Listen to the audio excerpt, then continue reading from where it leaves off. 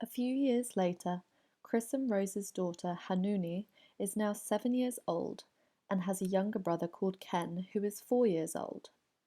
They are both in school and Chris and Rose are working hard to provide for their education. However, this month Rose was informed that her working hours will be reduced and she will be earning less money.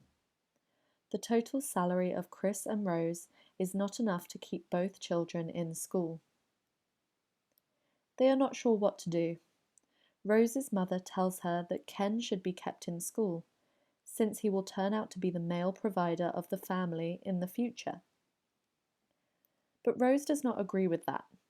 She thinks both boys and girls should have equal rights to education. Rose and Chris started looking for possible solutions and found out that the school provided scholarship opportunities for talented girls. Hanuni has always been a hard-working student and would definitely fit the criteria. The application process was long and difficult, but in the end they made it. Hanuni got a scholarship for the upcoming 2 school years. Chris and Rose were so happy to see how the school values gender equality in education and has equity values by providing supportive options for parents with financial difficulties. The stories talk about gender equality and equity. Have you ever heard about these terms before? In the simplest terms, equity means fairness, which is not necessarily the same thing as equality. It is not about everybody getting the same thing. It is about everybody getting what they need in order to improve the quality of their situation. In that sense, gender equity is the process that is required to create a level playing field for both women and men. Some groups are historically and culturally disadvantaged.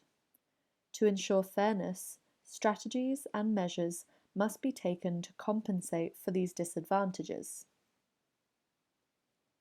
Gender equality exists when women, men, girls and boys have equal opportunities for participation and equal enjoyment of benefits. Gender equality does not mean that men and women become the same, but rather that access to opportunities and life changes should not be dependent on or constrained by their sex. The story shows an example of gender equality in relation to education, that all girls and boys should have the same rights and opportunities to education. Still, there are many other forms of gender equality, such as women having the same access to resources, to opportunities at work, decision-making power, amongst others. Gender equity is provided by the school that notices the need to support disadvantaged groups to have access to fair opportunities. Equity can also be in regards to other minority groups that experience unfairness due to their race, ethnicity, cultural background, etc.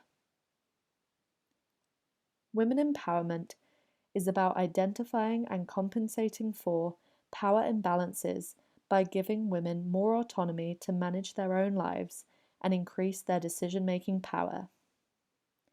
Economically speaking, a woman is empowered when she has agency, the power to make and act on economic decisions, and access to resources.